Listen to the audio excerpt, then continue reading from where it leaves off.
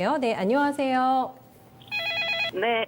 네, 반갑습니다. 여보세요? 네, 안녕하세요? 안녕하세요. 연결되셨습니다. 날씨 많이 더운데 건강관리 잘 하고 계세요? 네. 네, 좋습니다. 주식시장에서 요즘에 수익 컨디션은 좀 어떠세요, 청자님? 수익 잘 나고 계세요?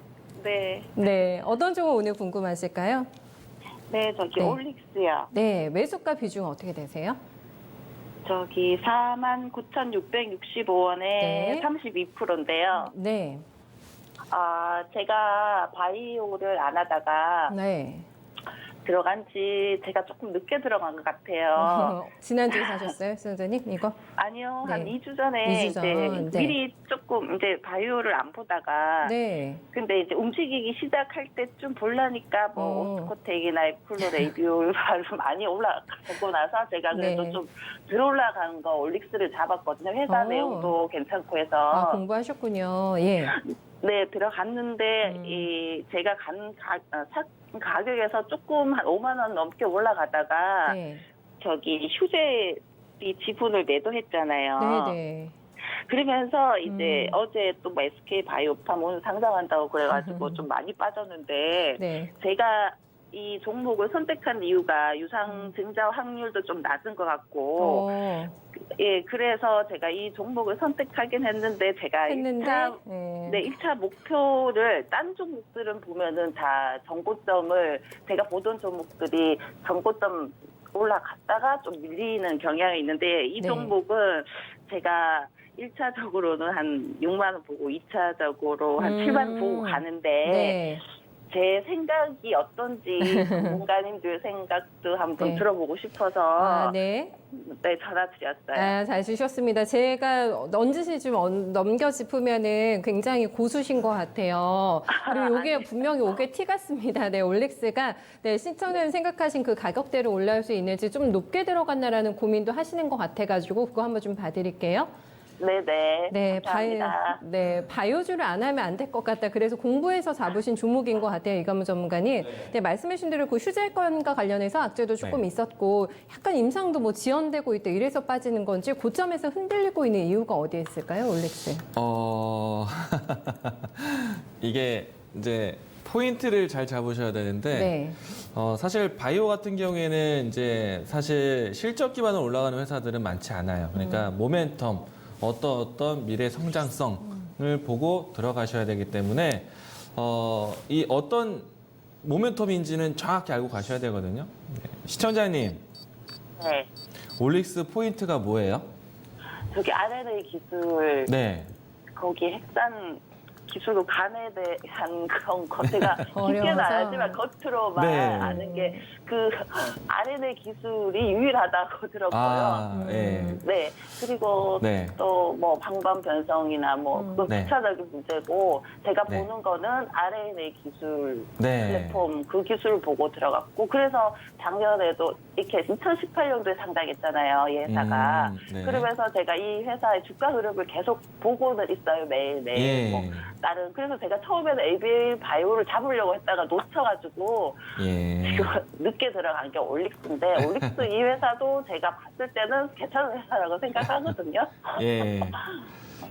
그래서 자, 이야기를 들어볼게요. 네네. 일단은 많은 분들도 RNA, 뭐 혹은 뭐 DNA 이런 이제 단어 나오고 또 회사에 대한 이 분석이 좀 희귀한 기술력을 가지고 있다라고 하면은 좋아 보일 수도 있어요. 그런데 조금 더 좀 스토리를 더 탄탄하게 아셔야 되지 않을까 생각이 되는데요. 자, 이렇게 설명을 들어볼게요. 이제 RNA에 대한 설명을 좀 들어볼 건데, 우리가 이 어떤 질병을 좀 가족이 질병을 이제, 얻게 되었을 때, 보통 이제 의사와의 상담을 했을 때, 가족력을 많이 물어봅니다. 주변에 어떤 질환 환자가 있느냐, 또, 가족들의 건강은 어떠한가, 이걸 왜 물어보냐면요. 우리가 뭐 두 가지 이유가 될 거예요. 아무래도 비슷한 생활 습관을 통해서 후천적으로 얻을 수 있는 질병일 수도 있고, 혹은 유전적인 이유로 인해서 가족력이 과거에 이런 부분들이 또 대물림이 될 수도 있기 때문에 이런 이제 의사의 좀 간단한 상담을 하기도 하는데요. 저도 이제 비슷한 경험도 해봤지만은 유전적인 이유가 크다라고 볼 거예요.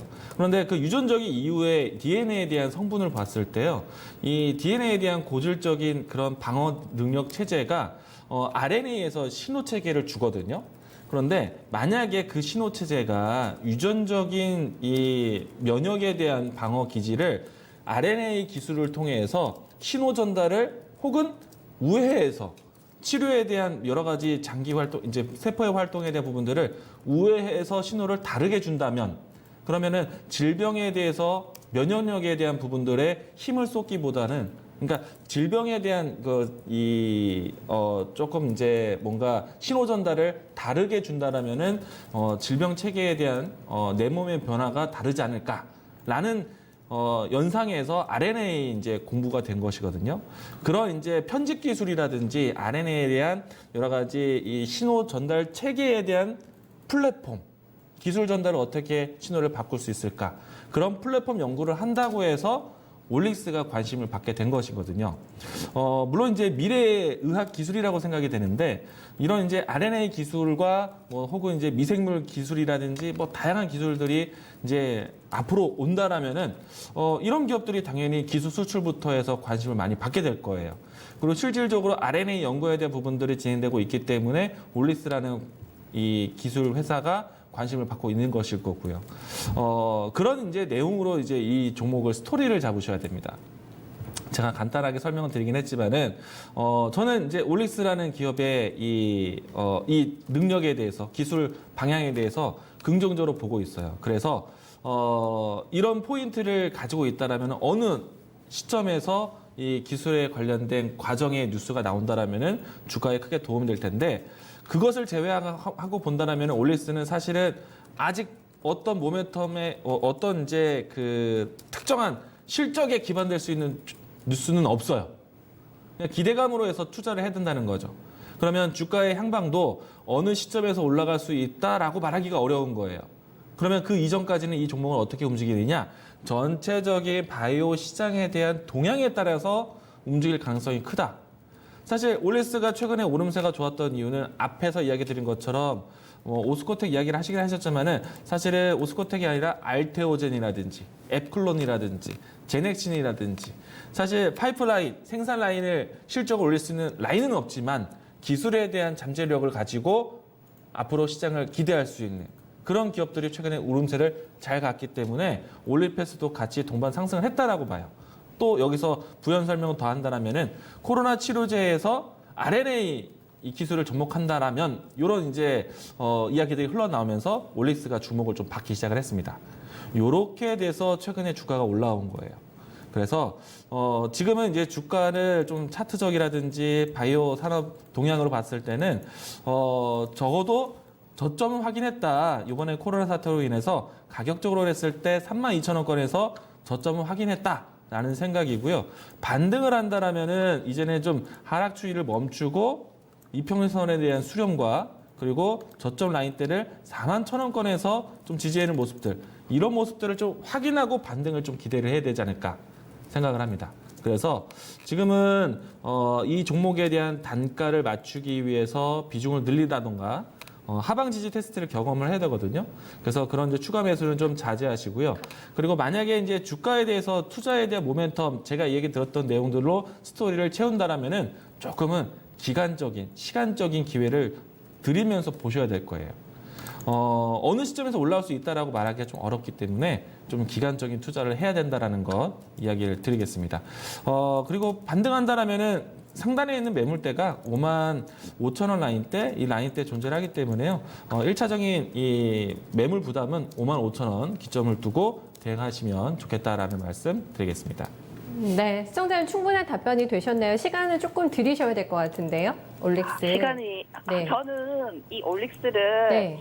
한 8월 중순에 이제 가격에 상관없이 네. 올 매도할 생각이거든요. 아, 그때 자금을 조금 빼내야 되는 상황이신 거세요? 아니 그런 건 아닌데 아니시고. 그때쯤 되면은 아, 네. 아무래도 조금 저기 9월 달에 공매도도 시작되고 맞아요. 하니까 네네. 네, 그 전문가님한테 아, 이광수 예. 전문가님한테 네네. 한번 하나 더 여쭤보고 싶은 거는 제 음. 원래 원 매수가에서 한 12%를 빼고 20%만 들고 가고 싶은데 네네. 그러면은 55,000원에서 제가 네. 한번 10% 정도는 팔고 10%만 들고 가는 건 어떤지 제가 바이오를 안 하다 보니까 네네. 이게 실적이 안 나오는 거니까 좀 겁은 아. 나거든요. 네네. 아, 요게 시나리오에 있으셨는데요. 네, 이가무 전문가님. 지금 설명을 들으시고 이 시나리오를 한번 이행해볼까 하시는데 어떨까? 네. 비중 줄이신다고. 했는데. 여기서 네. 이제 또 시간적인 제약을 두셨어요. 네네. 그러면 만약에 이제 8월 중순. 그 정도의 기간이라면은 1차적으로 느낄 수 있는 매물 부담이 매수하신 가격대 부분이 될 것 같거든요. 그래서 매수하신 가격대에서 비중을 축소하는 것도 저는 필요하다라고 이야기 드리겠습니다. 네. 시청자님, 저희 이강무 전문가님의 전략 잘 참고해서 대응해서 수익 많이 내세요. 고맙습니다. 네, 너무너무 감사합니다.